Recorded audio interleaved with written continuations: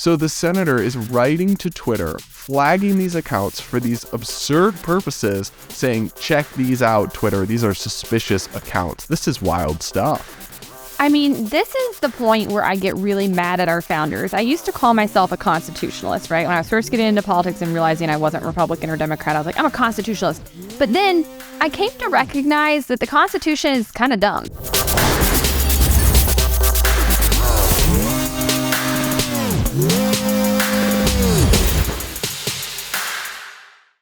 Hey guys, welcome back to the Base Brief. This week, an update on the Twitter files, the State Department attacks the free press, and the woke rewrite classical literature. Let's jump in. So I am displaced today, as you might notice. I am having new hardwood floors installed and also flying out to Seattle tomorrow and also trying to manage my big wolf dog. And so my house is pure chaos at the moment, and I am currently refugeeing at our friends Richard and Colin. So huge shout out to them for letting me take over their house. This is impressive. I didn't know you could do this, but they're actually not in town. They're like on a business trip, and they were able to remotely let me in their house, turn on the heat. I'm like, what magic technology is this? Like, this is high tech. Well, you are a tech boomer. I don't think that's even that high tech. Most people have remote apps for their alarm system and their heat. Not me. I was like, this is magic. Amazing. So I'm excited because we have our event on Wednesday in Seattle this week. So if anybody's Seattle based, make sure you look up our walkaway event that we're doing at the University of Washington.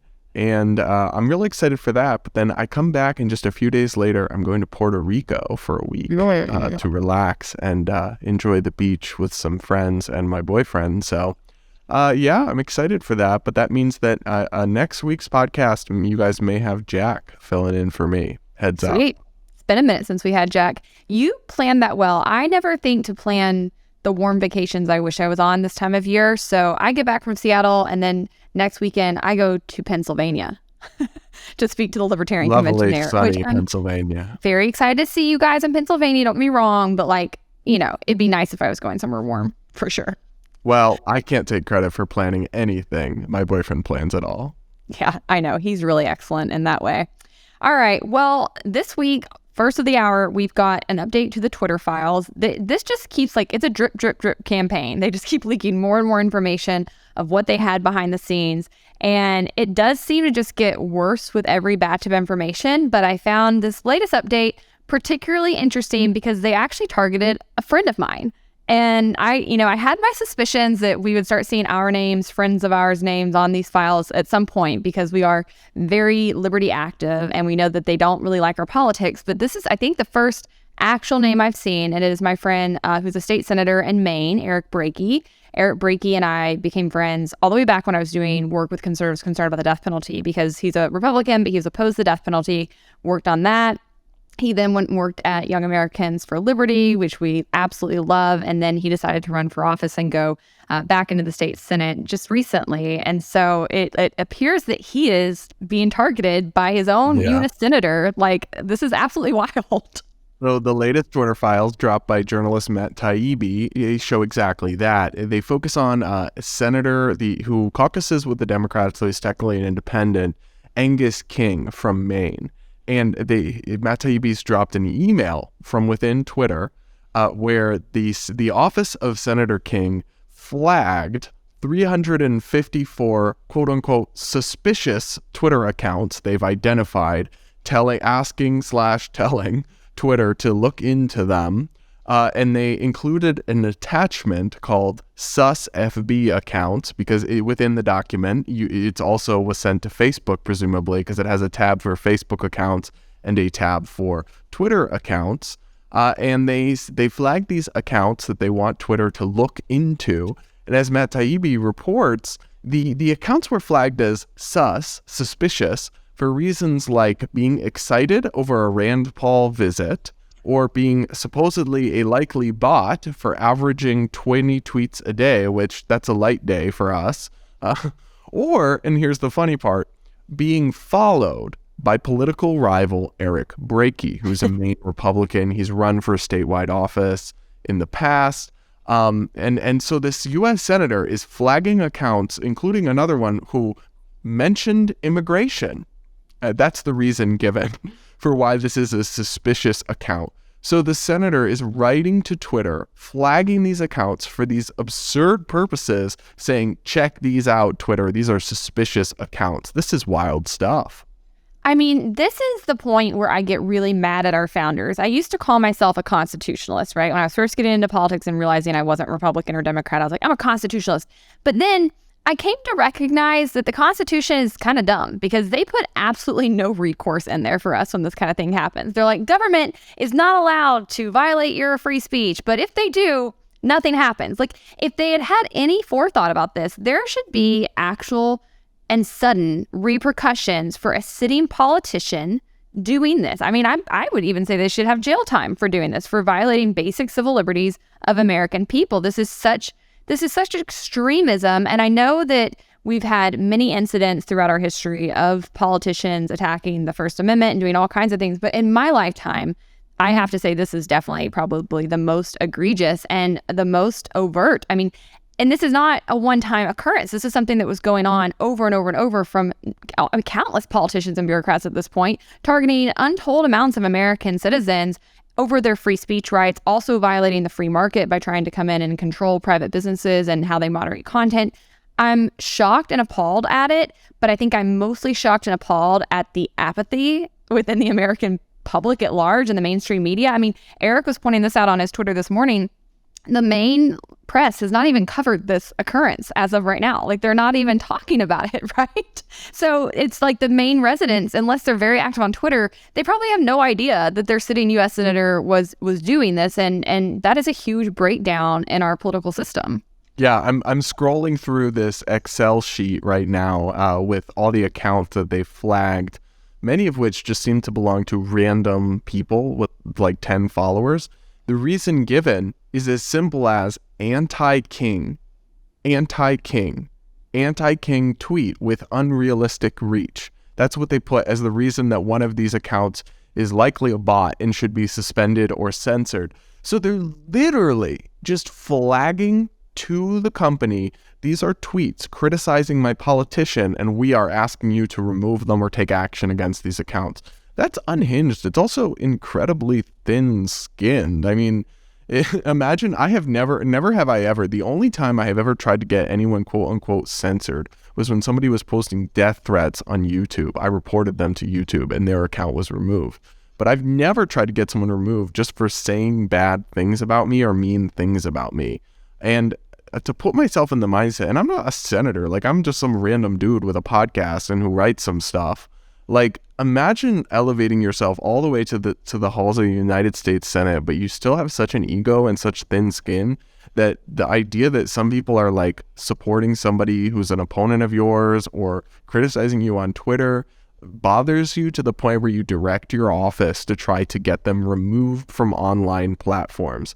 That's just crazy. And once again, you know, the Twitter files only tell us about Twitter. But in this case, we know, I mean, there's a whole tab in here for suspected accounts on Facebook. I mean, clearly they probably sent those to Facebook as well, or why would they go and compile them? And so imagine if we had these. We've seen so many instances of government officials, including an instance of President Trump trying to get a tweet where an actress called him a nasty word removed from Twitter. But so many different levels of government, whether it's the FBI, whether it's senators, whether it's congressmen like Eric Swalwell, or even the president and now the Biden administration lobbying Twitter to get speech removed. I want to know, I imagine if we had this for all the platforms. Imagine if we had this for YouTube. Imagine if we had this for Facebook and Instagram. I bet there would be even more under the surface here. We only know about Twitter, but I'm sure it runs so much deeper.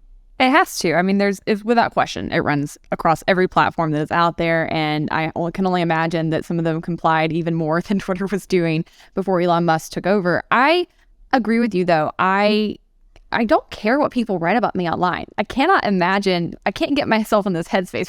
Somebody was mean about me online. Like, genuinely don't care. I mean, and that's why I'm able to be in this career. Like, it does not faze me hardly ever when people write mean things about me, because I have to actually care about you as a person and what you think in order to be bothered by what you think about me, right? So it is incredibly thin-skinned, but I also think it shows such a blatant disregard for the basic foundations that we were formed on, because free speech is important in many aspects, but I can't think of a higher purpose than one being able to criticize their own government, which would include their sitting politicians. And it's sort of like the Second Amendment, right? There's many reasons you should be able to have the Second Amendment to defend yourself, but the main reason is to be able to defend yourself against the government. And that is same for the First Amendment too. So to see somebody not only being in office and attacking free speech, but doing it because specifically you criticized your politicians, I think that's very dangerous. It gives China, it gives commie vibes, it gives very authoritarian, it gives bloody headless history kind of energy. Like, I don't like it at all. I think it's a very dangerous slippery slope,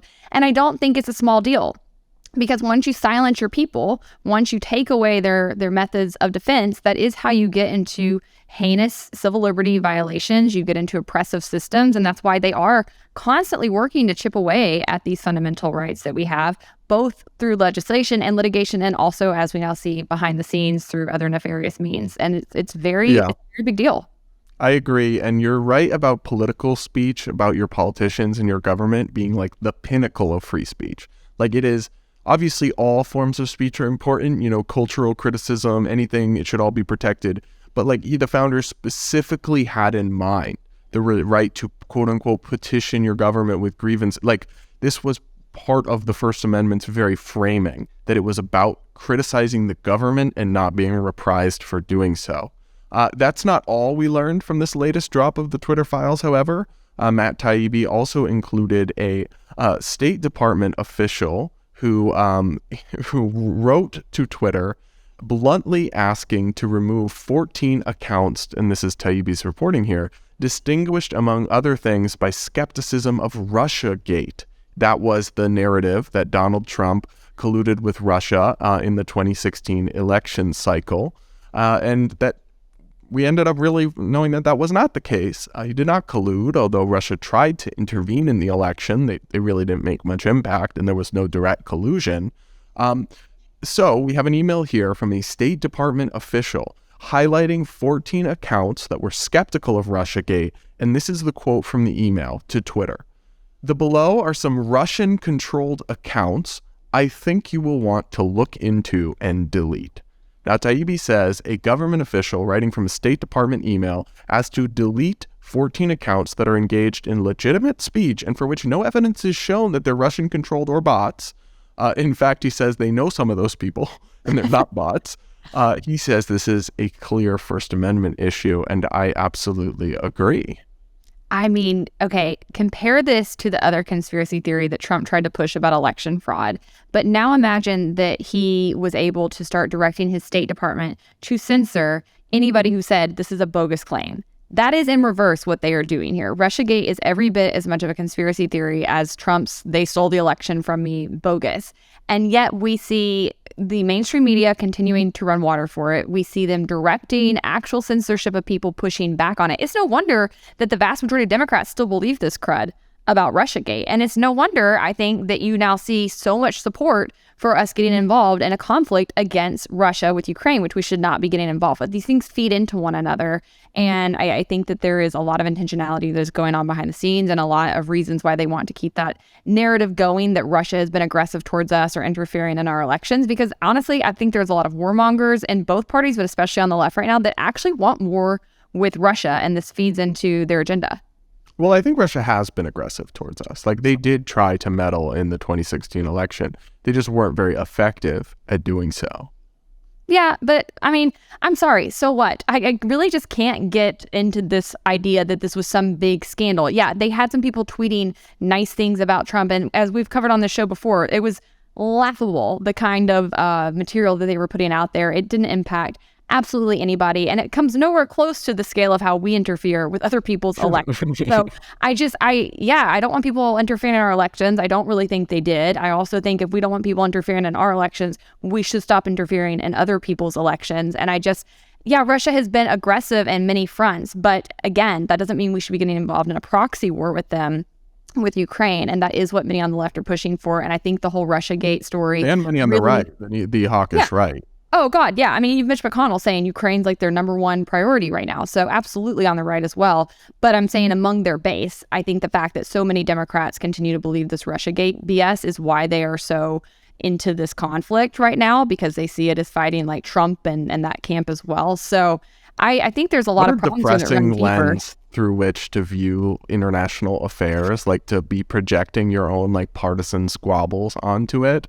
But I think that is an aspect of what's going on there. It's like being anti-Russia has recently been coded as like a Democrat thing, and being pro-Russia has been coded as a Republican thing, I think mostly unfairly. And so now if you're on the left, you have to hate Russia because Russia likes Trump. When in reality, you should not like Russia because they're in many ways, a very nefarious actor. I think their invasion of Ukraine, for example, is a violation of international law and deeply immoral, but they're not, it shouldn't have anything to do with Trump, how you feel about Russia, right? Like we shouldn't be doing foreign affairs via like partisan substitution. I don't know. That's just deeply depressing to me that that's actually where we're at on these things. Yeah, but think about it. I mean, all these people have never heard of Ukraine before this whole conflict started. And now you have Ukraine flags in your bio, and it's become like part of your tribalism identifiers that you have on the left. It is absolutely how they're feeding into that base. And I think they have to do that because the anti-war sentiment is really starting to run deep in this country among many voters that used to support it and that were hoodwinked into supporting the war on terror and are realizing how fallible that was, and they were given false information. And so what do you do to convince your people that you need to spend billions of dollars in this conflict that has nothing to do with your country and that involves another country you've probably never heard of before? You imprint the Democrat-Republican fight that's going on here in the country onto that conflict and allow people to pick sides.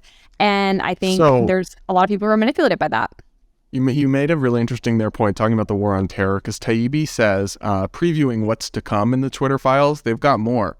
He says, beginning in March, we'll start using the Twitter files to tell this larger story about how Americans turned their counterterrorism machinery against themselves to disastrous effect through little-known federal agencies like the Global Engagement Center. So just like the Patriot Act, we've talked to you guys in the past, was supposed to be used against terrorists, the sweeping surveillance powers, and mostly ended up getting used against Americans in the war on drugs. In the same way, it appears that we're going to see more and more about how the surveillance state and kind of national security apparatus erected as part of the war on terror was utilized to lobby big tech and start surveilling Americans. But, Hannah, that's not the only way that the federal government's State Department worked against Americans' free speech. We've got another big story on that front, not part of the Twitter files, but equally disturbing. That's right. The First Amendment is under attack on all fronts, it seems, right now. The State Department recently funded a quote-quote disinformation index that warns advertisers to avoid some media outlets, and among them, the longtime libertarian publication Reason Magazine. In fact, Reason makes the top 10 riskiest online news outlets, according to the index. And the others that they were joined with are the New York Post, Real Clear Politics, the Daily Wire, the Blaze, One American News Network, the Federalist, Newsmax, the American Spectator, and the American Conservative. I got to stop you right there. Like, that is wild to conflate those different outlets. Like, the New York Post is America's oldest newspaper. It's a little, tabloidy, but Real Clear Politics, very legit news and polling site. Reason is very fact-based, has, a libertarian bent, but is critical of both sides. And then you're conflating them with places that have gone, full conspiracy on many things, like One America News. That seems very unfair and broadly painting with too broad a brush there. Yeah, it was a really weird lineup. I mean, certainly, I think we can agree that if you're going to look at some of these outlets, like, I am not going to trust anything that the Daily Wire puts out, Newsmax puts out, the American Spectator, the American Conservative has been taken over. I mean, it used to be a credible outlet. The Federalist is questionable. There's some questionable outlets on here as far as, like, would I trust their reporting? Absolutely not. But it doesn't matter, right? That's not the litmus test here. They can be utter hogwash publications. Yeah. The U.S. government has no business funding operations to undermine them or tell advertisers that they should stay away from these outlets. And that, I think, is what makes this so egregious. They did this, the report was created by the Global Disinformation Index, which is actually a British organization that claims to evaluate how susceptible news outlets are to disinformation. Their end goal is to convince advertisers to blacklist certain publications and websites. Now, the State Department subsidized this work via the National Endowment for Democracy, which is a nonprofit that has received a whopping $330 million in taxpayer dollars and which contributed hundreds of thousands to the Global Disinformation Index. So once again, we see a government agency, a U.S. government agency, basically using a nonprofit as a pass-through to fund another operation that I think most people would have an issue with. And I am referring to the Wuhan payments where they used EcoHealth Alliance to pass money around.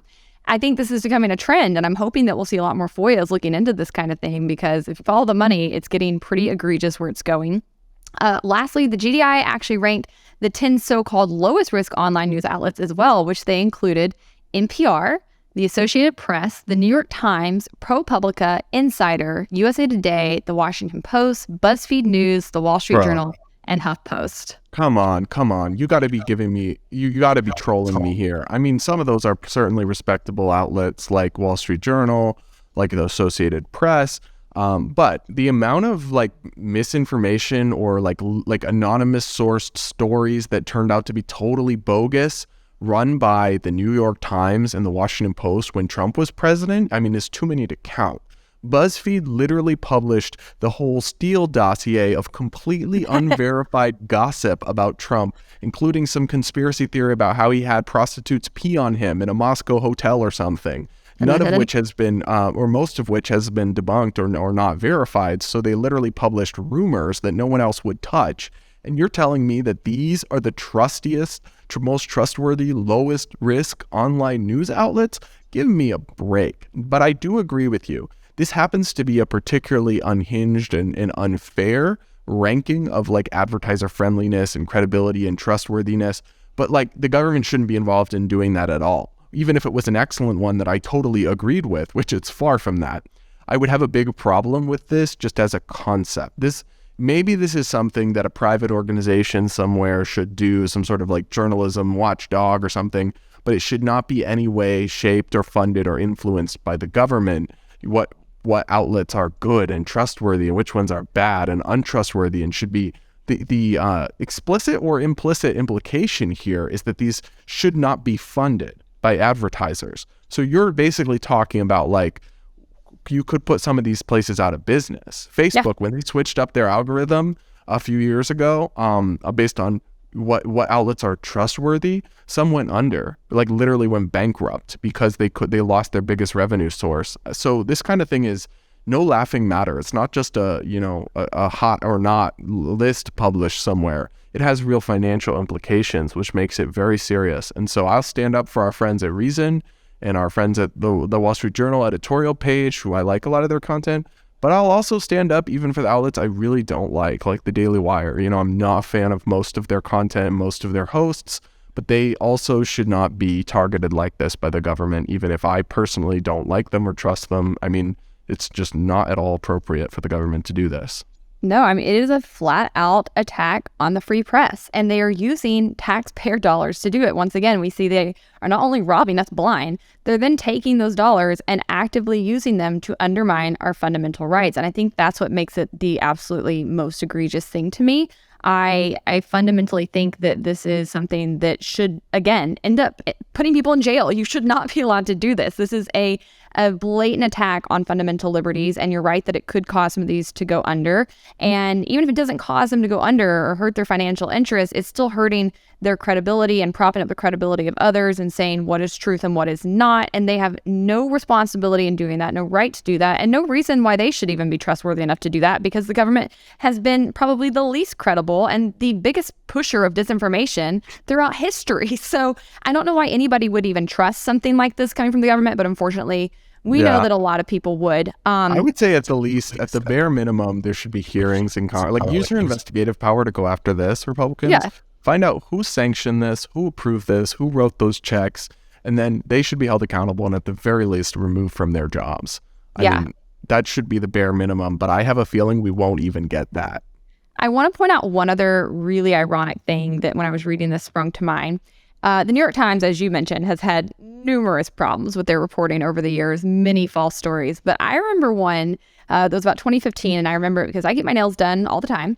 And they did this huge expose on nail salons in New York City, where they basically claimed that there was this mass human trafficking going on. That nail salons were underpaying their employees, had them like living in these houses, like wouldn't let them, like made them start sweeping the floors before they could move up into actually being nail techs, were garnishing a significant amount of their wage. It was an awful story, to the point where I was like, oh, I need to make sure this isn't happening in my nail salon. Like, this is awful. It impacted a lot of women who read it. Turns out it had some very serious factual errors that came to light. People started calling attention to it and really pushing back. And Reason Magazine actually ended up coming in and cleaning up for the New York Times and doing a 3-part series, setting the record straight. So I find it really interesting that they're going to say Reason, risky disinformation, New York Times, totally trustworthy. This is why you cannot trust anything coming out of the government. It is all agenda-based, and it's because most of these outlets that they list as trustworthy are frankly the ones that will consistently run water for the government and their official narrative. So I think it's really important that the go-to leak publications for federal bureaucrats.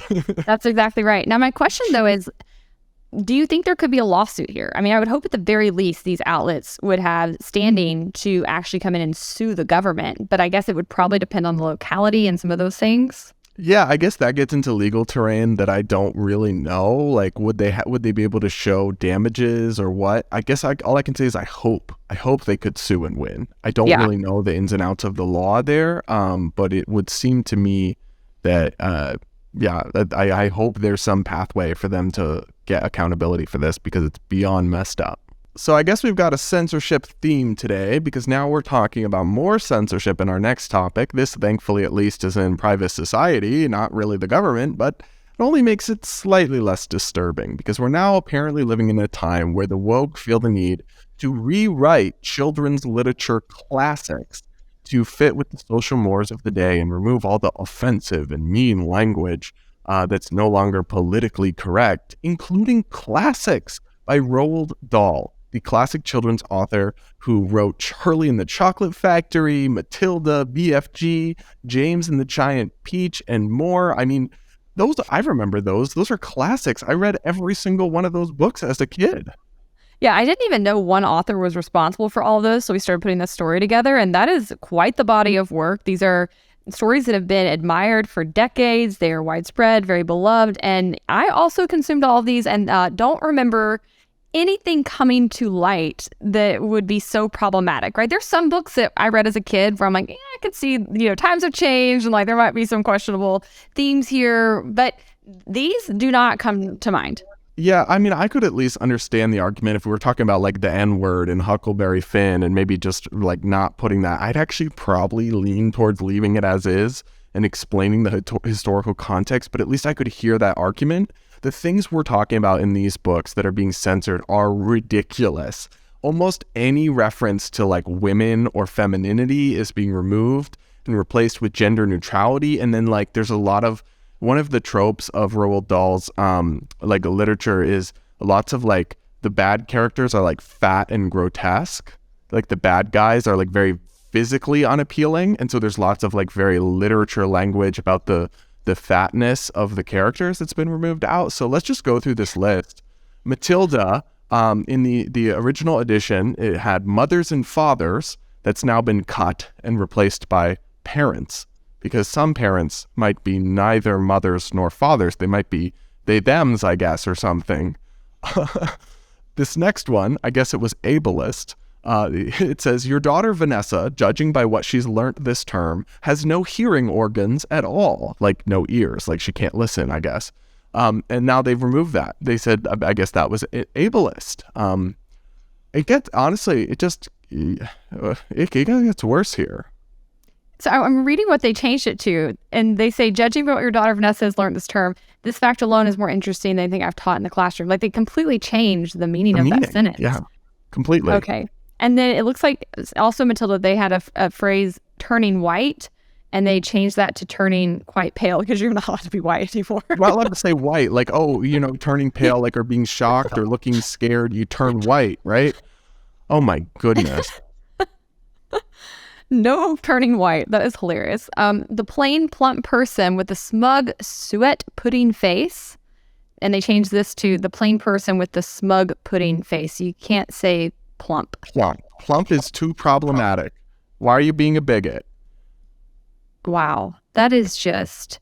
The next one cracked me up because, as you'll see, most of the censorship was removing references to like women that are either neutral or negative, but they actually changed 8 nutty little idiots in the original to 8 nutty little boys. So they made it gendered when it wasn't before, because it was because it's okay if it's anti-boys, I guess, is the you can hate men. Yeah. Of course. That's always acceptable. It's just one thing that's really interesting to me as we're already progressing through this is how, isn't it more offensive to erase the use of the word plump? Like, you're not allowed to be plump. You're not allowed to be fat. Like, it's what almost happened like to fat positivity? Huh? Yeah. Like, what's wrong with, if there's nothing wrong with being plump, what's wrong with saying that somebody's plump? It doesn't track for me at all. All right, the next book this being targeted is James and the Giant Peach. And in 2001, there was a phrase in this book that said queer ramshackle house. Can't say queer anymore. So now it says strange ramshackle house. But it wasn't even saying queer in the gay sense. Like the original definition was strange or odd. But there's multiple definitions of the word. It's not like they were saying like, hey, you queers or something. And I would actually argue you should probably keep that in and then explain the context. But that's not even what we're talking about. They're saying you can't use under like... Also, it's a house. Like, how could a house possibly be like gay queer? You don't know the house's identity, Hannah. Come on, don't be them, they, them, phobic, whatever. Should definitely have checked for pronouns first. But no, these are basic definitions of words. Queer has an actual meaning in the dictionary, and that meaning has not changed just because it was used as a optic within the LGBTQ community and like taking possession of it when it was... Anyways, I don't have to explain this history to people. Like, obviously, queer was used to describe people who were gay because queer meant off and weird, and it was an insult, but then they sort of took that word, took power back over it. But it doesn't mean that the word itself means anything other than being odd or different. And I think you, again, give power back to the old use of it when it was being used derogatorily, when you act like queer itself is just a bad word now. Because if queer is not a bad word and being queer is not a problem, then queer should be left in the even sentence. If it is a bad word, like, I hate this idea that rather than explain the context and, help them understand what life was like when this book was written, which was in the 20th century, we're going to instead like erase history and pretend it was never said at all. Like, that's crazy to me. And then in James and the Giant Peach, there are these characters called the Cloud Men. And I'm not going to include all the examples, but throughout the entire book, they changed Cloud Men to Cloud People. Cloud People. Like, is this... I would love to know. Please find me the women out there who were feeling erased and harmed by the fact that they were not included in Roald Dahl's Cloud Men in James and the Giant Peach. Find one person for whom that was even on their radar as a problem, and I'll let you have it.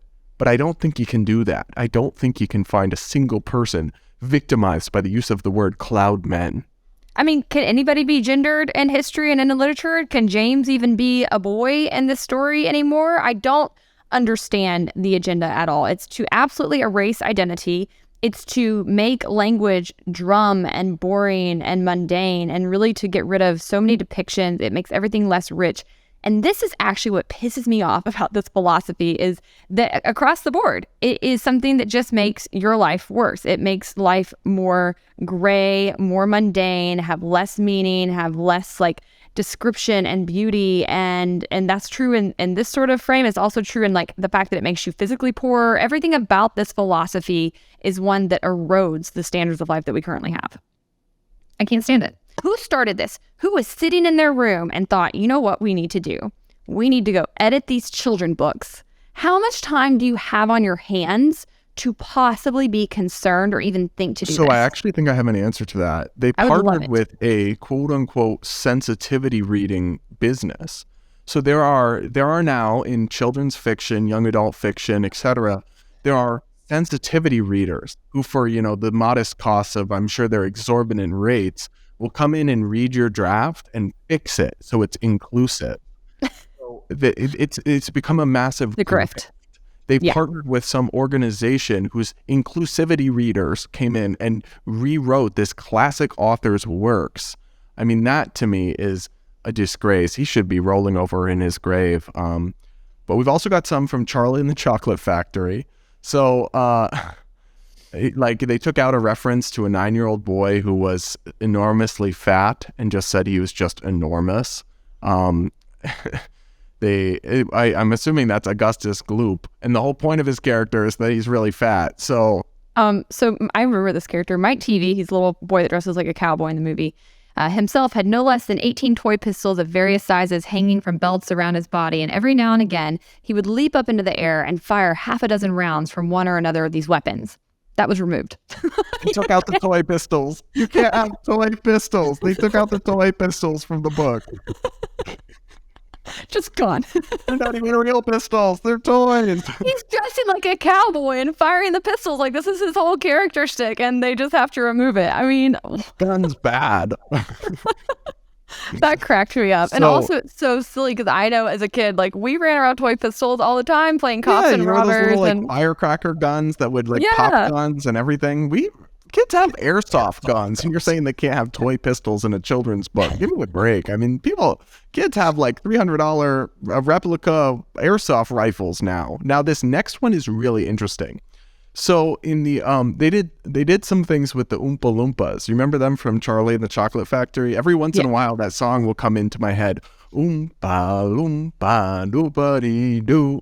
They used to scare me. I would cry when that happened as a kid. They were made gender neutral in the new books. I thought they were already all men. In the movies, they were already all men. They were depicted all as men who looked exactly the same.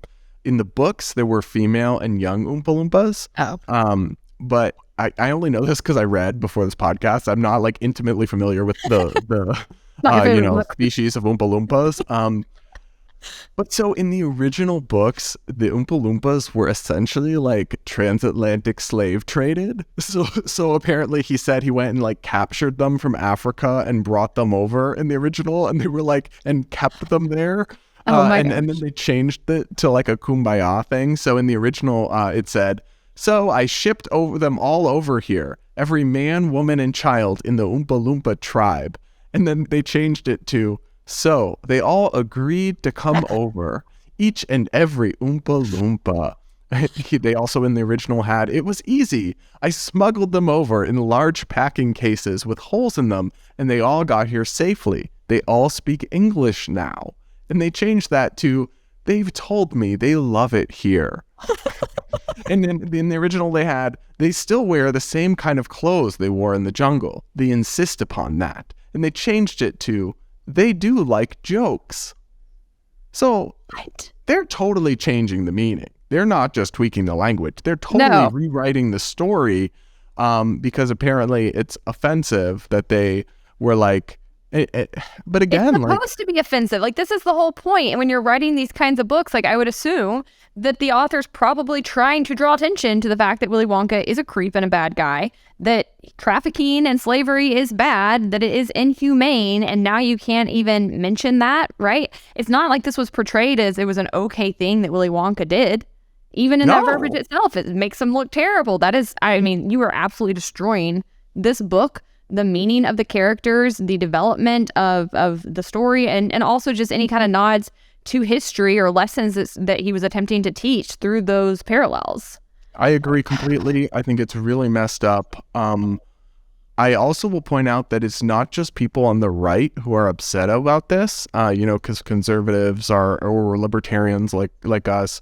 It's actually getting tons of backlash. So the CEO of the very liberal-leaning the literature organization PEN America put out this long statement saying that at PEN America we are alarmed by the hundreds of changes to venerated works by Roald Dahl in a purported effort to scrub the books of that what might offend some people. And she said something that I found really interesting. She said, "The problem with taking license to re-edit classic works is that there is no limiting principle. You start out wanting to replace a word here and a word there, and you end up inserting entirely new ideas, as has been done to Dahl's work.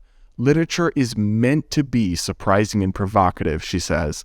That's part of its potency. By setting out to remove any reference that might cause offense, you dilute the power of storytelling. She says better than playing around with these texts is to offer introductory context that prepares people for what they're about to read and helps them understand the setting in which it was written. I agree with that completely.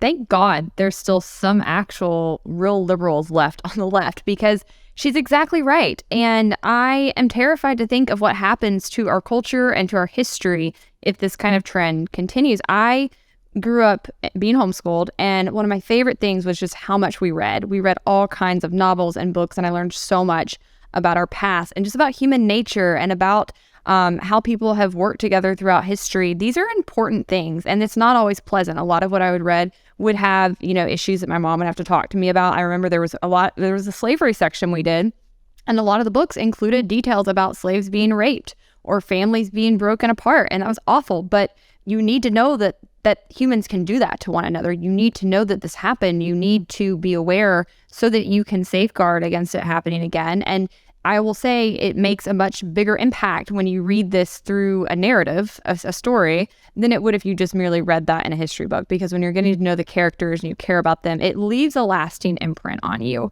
And if we start stripping our literature of these kinds of lessons, of these kinds of descriptions, we are going to be so much worse off. And I really like her suggestion of how you should navigate that as a parent, as a teacher. That is on you, right? To have these uncomfortable conversations with your children and to explain these things with them and to help them process that and learn about it, not to strip it all away, pretend that everything is hunky-dory and fine, to pretend that everything's just equal and beautiful. That it's ridiculous. That's not the real world, and it shouldn't be how we try to paint history either. Yeah, I completely agree. Now, let's move on to our quick hits section. And up first, we have a TikTok that blew up complaining about how capitalism is the reason we can't all just retire. And now we've gotten to the point where capitalism has taken away the last little bit of freedom that we have. Those few years at the end of your life where you get to sit back and actually enjoy the fruits of the labor that you have personally worked into the system throughout the rest of your life. And we don't even get that small reprise anymore. People are now planning to work until the day they die.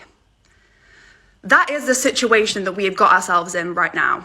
And it is absolutely demoralizing. So I don't know who is going to tell her, but throughout most of history, people didn't get to retire. That's actually pretty much a concept that came about under capitalism, when people became wealthy enough and able to create investments that they could live off of and quit working for their basic needs at a certain point in time. Maybe people, when they grew old in other societies, were able to live off their family or their communities if they lived in them to a higher extent than we currently have in our country. But I thought her whole premise that this is something that capitalism is robbing her of, rather than it being actually the U.S. government and their Ponzi social security scheme is robbing people of, was really interesting. Yeah, it's interesting also because plenty of people are still retiring and retired. Yeah. The things that make it very hard to retire right now are, number one, inflation. It hits the absolute hardest people on a fixed income and retirees. And inflation has been largely caused by big government, massive overspending and stimulus and printing money. And then the flip side of it is exactly what you mentioned, Social Security. If that money had been put in private investments over your whole life and invested, you would have so much more at the end to retire with than in this current Ponzi scheme that we have. Or I guess it's actually more a pyramid scheme, but where it goes, your money goes out of your paycheck to pay someone today. If you had privately invested it in retirement funds, you'd be so much better off. And I mean, these people just blame everything for capitalism. Also, not everyone wants to retire. I don't really want to retire. I want to write and create content until I literally can't. I'd maybe like a soft retirement, not work full time anymore. But capitalism lets you pursue what you're passionate about in many cases. So full retirement is not always the goal. In fact, a lot of people find retirement dull and kind of miss the grind. people don't pay attention to how much money is coming out of their paycheck every single week and going to Social Security because it just gets taken out automatically and they don't usually look at their pay stubs. But if people started actually paying attention to that line item, I think they would be shocked at how much more money they could be keeping in their pockets, that they could be saving, investing into stocks, putting into IRA accounts, or even putting into property, putting into other companies you might want to invest in. There's all kinds of ways to make additional income that you're being robbed of every day right now. And it is infuriating on its face, but it's even more infuriating if you're in our age group, knowing that it is running dry and that we will probably not even get to see the basic returns we're supposed to get under Social Security right now. But I think people like this just fundamentally don't understand why things are messed up, and so they blame capitalism. It's just like this easy scapegoat, right? Well, exactly. She very clearly does not understand economics based on the second clip we're about to play here. I got this one just for you, Brad. Throughout the 19th century, the labor theory of value, which is the premise which Marxism and socialism are based on, was supreme. It was ubiquitous throughout all of economics, but that's been replaced. That's been replaced by a system of economics built off ideas, not actually grounded in materialism. Because if you just for a second assess the actual groundings of capitalism in that it requires infinite growth in a finite world, you'll see immediately that it doesn't make any logical sense. So this is time for me to rant, because the reason no one believes in the labor theory of value is because it is incredibly dumb. No economists believe in this anymore, almost none, because it's just obviously silly. And I can give you a few examples that very easily prove why. A makeup product has a certain level of value to Hannah. It has zero value to me. I do not wear makeup. Yet this same amount of labor goes into two identical products, makeup products from, I don't know, whatever the popular brands are. The idea that the labor alone determines the value is obviously and just absurdly false. I mean, what's more, think about, there are so many things that don't actually involve labor that do have value. Think about a collectible item. But fundamentally, value is obviously subjective, not objective, because different things have different values at different times to different people. And the labor theory of value posits an objective definition of value, which we simply know that's not true, because how much people value things varies wildly, regardless of the labor put into them. A Game Boy had immense value when I was a child, but today has almost no value except as like a nostalgic thing.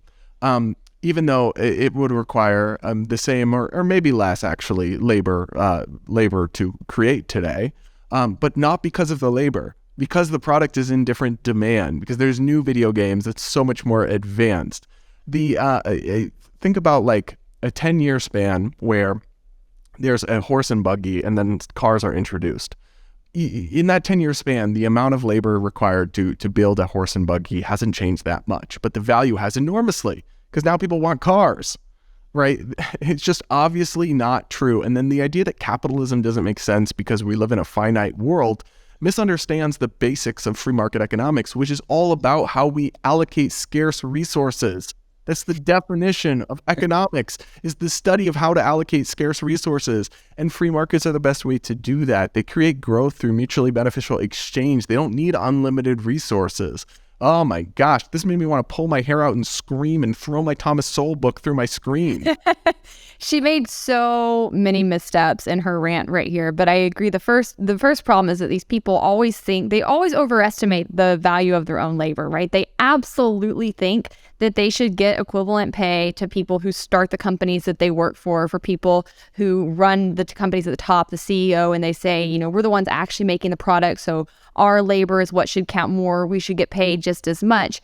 And it's hogwash because, like you said, if I'm going to look at two makeup products, I think this is actually a great example, Brad. You might not know this, but there's a huge price discrepancy among makeup products, right? I can go buy cheap crap from Target, CoverGirl products, and it will work. But I will probably not do that. I'm probably going to go to Sephora and pay for, let's say, Tarte brand products, which are a higher price point and that I would argue, I think, look better, last longer on my face. Now, some of this is because they have better ingredients, they're better made.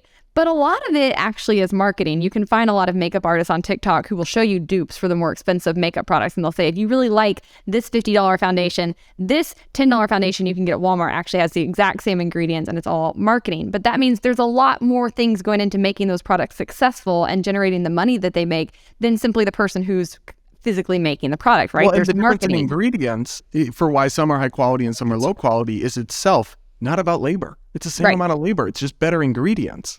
Better ingredients, better marketing, better placement, usually somebody at the top who has better connections to get better store placement. All of these things matter in making a successful product. So they fundamentally misunderstand what makes something worth or have value. And they always, I think, overstate their own importance in creating that value. If you're actually creating something very valuable, guess what? Likely you will be paid very well for it, because having things of value is a scarcity that people will pay more. If you are really good at the labor that you do, people will pay you more for it because the end product will be worth more. So I think that is a huge miscalculation. And then I agree that she completely misrepresents what capitalism is, that it requires infinite growth with finite resources. These people always act like we live in this fixed pie. Like they genuinely, I think there's $100 billion out there and that's all there ever will be, and it needs to be allocated across all people equally because that's all there is. And really, wealth and value are not fixed pies whatsoever. We do have finite resources, scarce resources,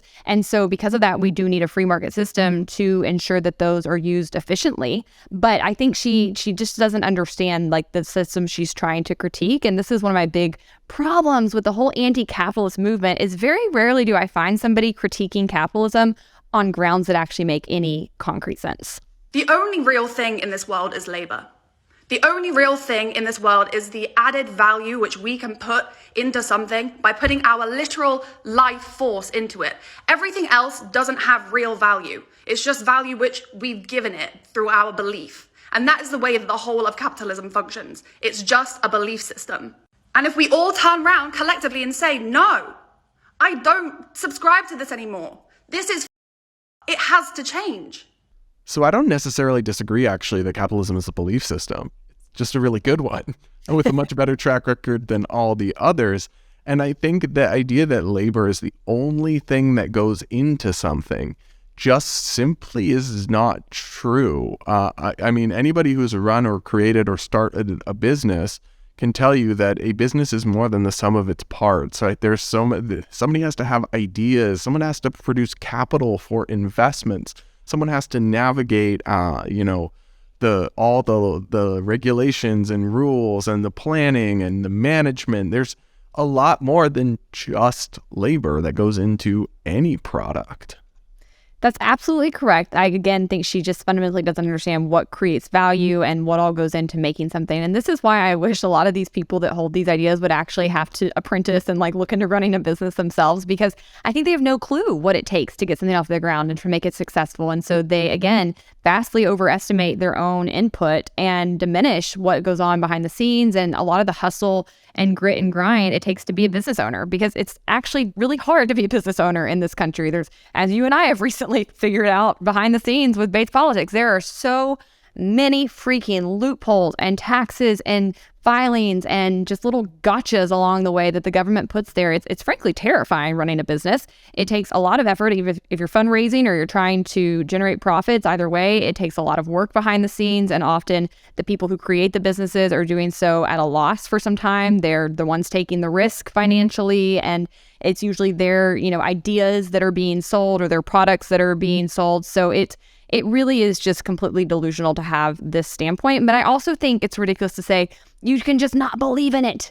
It's like, okay, you can choose to bury your head in the sand and say that I think the world should be different than the way it is. But I think capitalism is a system that looks at the nature of people. It looks at the fact that there are finite resources, and it's kind of the grown-up in the room that says, you know what, this is the best way for people to get along, to lift the most people out of poverty, to have the most opportunity, and to ensure that people are able to succeed based on their merits, and that is a healthy way to structure a society. You don't have to like that reality. I understand why somebody who doesn't want to work very hard, or somebody who isn't as creative or talented or what have you, would maybe dislike the system and want something else. But simply not liking it and choosing to think it's a bad system does not escape you from the realities that capitalism adheres to, and that's why these other systems fail. I would say, again, we renew our invitation to buy you a one-way ticket to a non-capitalist country of your choice. Just let us know, girl. We'll let you know. Now, that's a joke, obviously. Okay, well, we have one more link for our quick segment. This one is quite the doozy. I'm going to give a little trigger warning for our audience because I think it's going to make a lot of you pretty angry. This is a video clip from Jess Gill, who is with Reason overseas in Britain. And she says that in her tweet, straight white men have value. This shouldn't be a controversial statement. But she went around and she was interviewing people, asking them if they agreed with that. And the answers were sadly not surprising. What are straight white men good for? Straight white men? Yeah. Not a lot. What are straight white men good for? Ooh, that's a hard one. I don't know. Do you think straight white men are important? No. We're utter trash. What are straight white men good for? Being rude and making you feel uncomfortable. Do you think they're important? No. So what would you say they're good for? What do you think they're good for in society? If they give them their bank card, that's pretty good. Do you think that the system is against anyone who isn't a straight white male? I mean, I would say it's like a system based on like, heteronormative hegemony and like binary system. So this is so cringe. I mean, I have a couple thoughts, but one, I don't think that many people actually believe this, and I'm not even sure these people actually fully believe what they're saying, that straight white men don't have any value. But I will say, as somebody who's come up in lots of far left spaces, that the University of Massachusetts, these bubbles and these parts of life, and in this case, she's interviewing British people, like woke British people, but it's the same mentality. You do come across this, like it is in vogue to hate on straight white men, which I'm not being gay, but I'm close enough by proxy that I still feel like, cringe on behalf of them. And I have to say that I think this is not just wrong morally, because I believe, like, obviously we shouldn't be judging people on immutable characteristics at all, in any case.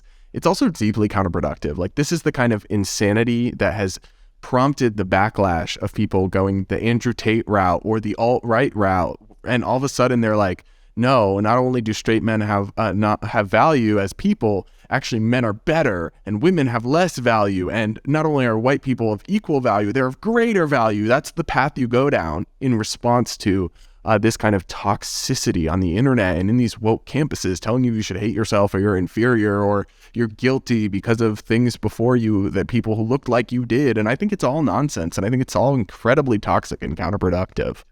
I just think it's sad. I do think this is the message that a lot of straight white men are getting. And as somebody who has brothers that are straight white men, a father who's a straight white man, this makes me very sad for them because they're great people. And I don't like that this is the narrative that is increasingly creeping into our dialogue. And I mean, I don't think that most people would be at the extreme of saying straight white men don't have value. But you don't have to go that far, right? They make jokes about them. They dunk on them. This is the only group that you're allowed to sort of discriminate against at this point in this country. Increasingly, you're not going to get the job if you're a straight white male because they're looking to diversify their hires. It's going to prohibit you from moving up at times in your work. I mean, these are actual things that are happening in our society, and I think it does very much breed animosity. There is significant backlash we see growing. I think this is why you see things like the alt-right that have been gaining steam. They feel very beat down, very maligned and mocked, and it's just not how we want to progress as a society. I think you could obviously say there are some problems with men in society. I absolutely, as a woman and a woman who dates, would agree with some of those problems and would say that we need to be doing more to further conversations about what can be done to better relations between men and women and what could be done to ensure that white men are continuing to have the right place in society, but one that doesn't have any grounding in sexism or racism or some of the things that have been around them in the past. So those are valid conversations, but you can't have that if you're coming from a place of like, rah, rah, you suck. I also have to say, for audio listeners, on a couple of these clips, the women speaking are someone standing next to them that presumably is their boyfriend is a straight white male and is just silent while they speak and say straight white men have no value. I have to say those men are pathetic. Like, grow a little bit of a spine. Or one of the dudes who says like, we are bleeping trash, right? I mean, maybe he's joking or trying to be funny to give him the benefit of the doubt, but that is just cringe. Have a little bit of backbone and stand up for yourself. So this is a clip. I watched the full video, and a few of the people included in there said, no, everyone has value regardless. And but there wasn't anyone in there in the full video of men who say, who step up and after their girlfriend says straight white men have no value, say, I disagree with that. They absolutely do. Everyone has a value. And it's like, as a man, you should have enough spine to at least stand up for your own basic dignity and not just let somebody totally emasculate you on camera like that. It's really pathetic. Well, and why are you dating somebody who the women are kind of giggling and like laughing at their partners in those clips, but it's not funny.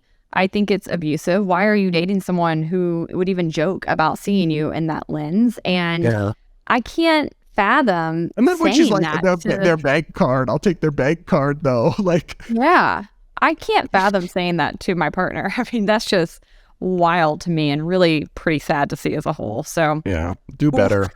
Yeah, do better. Okay, let's move on to the mailbag. We had some good comments this week. The first one is from Philippe, and it says, is Brad on drugs? He doesn't blink. And then Vitalia said, he doesn't normally blink on camera. It's a thing. Yeah, our regular listeners hopping in to explain. It's a thing. It's his thing. I've started, when I do my short form videos, I've started very consciously blinking in the middle of my sentences, because otherwise I'll forget. If you're only recording yourself for 60 seconds and you're just like focused, and I don't want to look like a robot. I wish I had that problem, but I do not. I blink. I think it's the mascara. It's weighing my eyelids down so much. So Justin says, I truly appreciate you too. Your takes are always insightful. Thanks. Oh, thank you.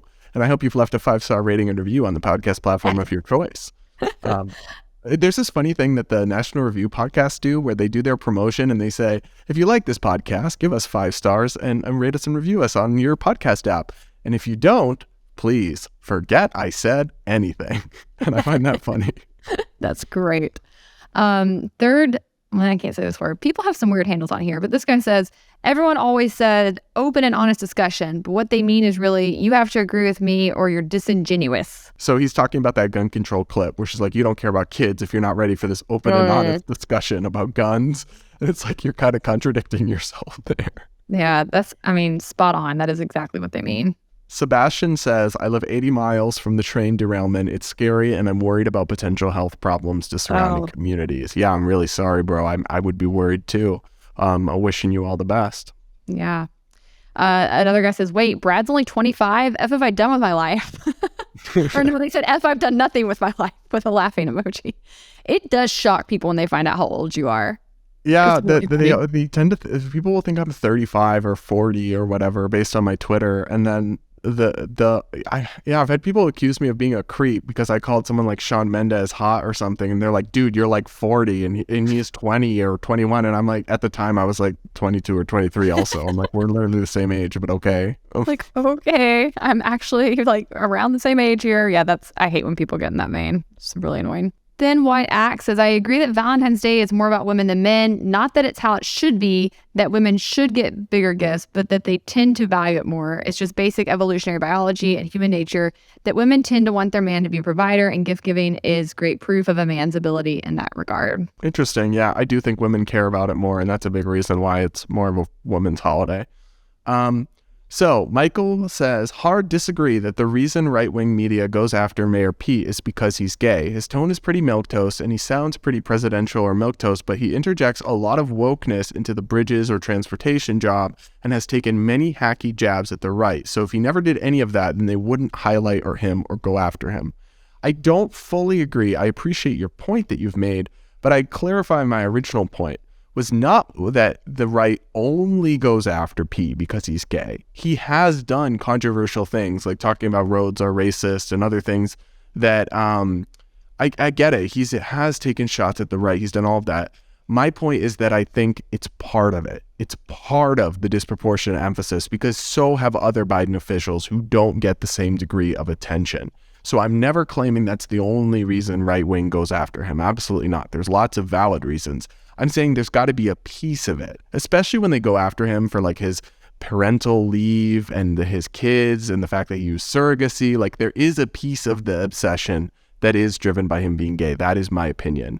But I'm not denying that there's plenty of good reasons that they go after him. Yeah, I think that's fair because there are, in my opinion, far worse people within the Biden administration that get hardly any coverage. Like, if we want to go after somebody, can we make Lena Khan at the FTC the new target? Because she is legit communist. Legit a communist, legit has immense power, is going after the free market. Like, I'm very concerned about what's happening at the FTC. Pete might be incompetent, but like, I don't think he's able to weaponize the like train and plane industry against us in the same way. So it's disproportionate how they go after Pete, and I agree there are elements of homophobia to it. And just in the general commentary, I mean, I have to delete things off my Facebook. Yeah, I saw like butt plug egg or some variation of his name was that had butt plug in it instead of Buttigieg was trending on Twitter, and I'm like, you cannot tell me that's just not at all related to him being gay. Like, come on.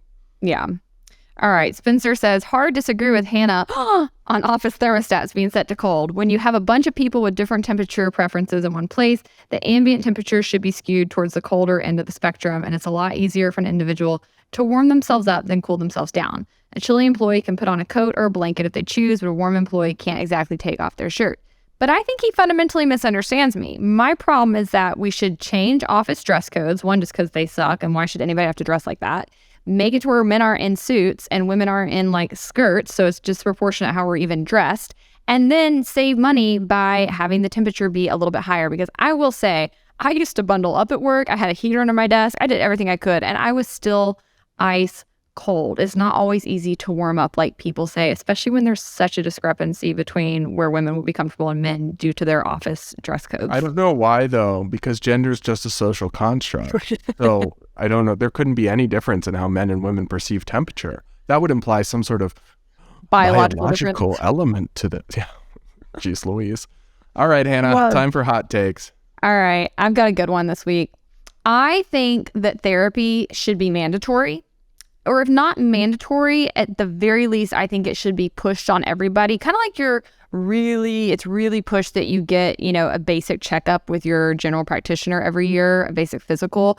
I think that should be the bare minimum for mental health too, because I think the vast majority of people who don't go to therapy are the reasons the rest of us are in therapy. And I think that society would be so much better off if people just got a little help and understood like their own issues and started doing some self-work. I just think it would make the world a better place. I think a lot of folks need therapy that are not going. Everybody should go to therapy. All right. That's quite the take. My hot take is simply that you are not entitled to other people's time. And so I get this a lot where like young people in our movement or in journalism or whatever will email me some sort of like request for advice or some sort of ask for a favor or some sort of reaching out. And there's a couple different, I'm generally pretty, I would say, open to that kind of thing. But it really depends on the tone, because I've received a few lately where it's like they feel like entitled, and they like follow up and they're like, noticed you haven't responded, still waiting to hear back from you or something. And I'm like, oh, you're not like entitled to my time or to my advice, especially because usually when I receive these requests, I look into the person to try to figure out if they're genuinely someone aligned with me or if they're just trying to use me to climb in one way or another. And oftentimes when I don't reply, it's because I've looked at their accounts briefly and I'm like, okay, this is not a person who probably even actually likes me, because they're, got all sorts of trad nationalist stuff in their bio. I'm a gay libertarian. They're just trying to work me for some professional angle. And so I don't respond. And then to follow up and be like, you haven't responded, just want to hear back or something. I was like, you're not entitled to anyone's time. And the way to approach questions of mentorship or career advice, it should always be very deferential and very kind of generous and in your own self, and just be like, would love it if I could hear back from you, if you do have time. And I almost always reply to people like that. It's the ones who are a little entitled, who I just delete and don't feel at all bad about it.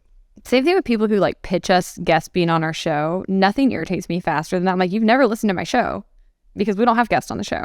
Like, we do occasional one-off interviews, but if you're sitting here pitching me to be a guest on my show or to have your client be a guest on my show, that says to me you didn't even do the basic amount of research to know what my show is. I still get guest pitches for Breaking Boundaries, which we ended and folded into Base Politics over a year ago. And I still get people saying, would love to join you on your podcast, Breaking Boundaries. And it's like, you're just PR spamming me from some database. Like, goodbye. Yeah.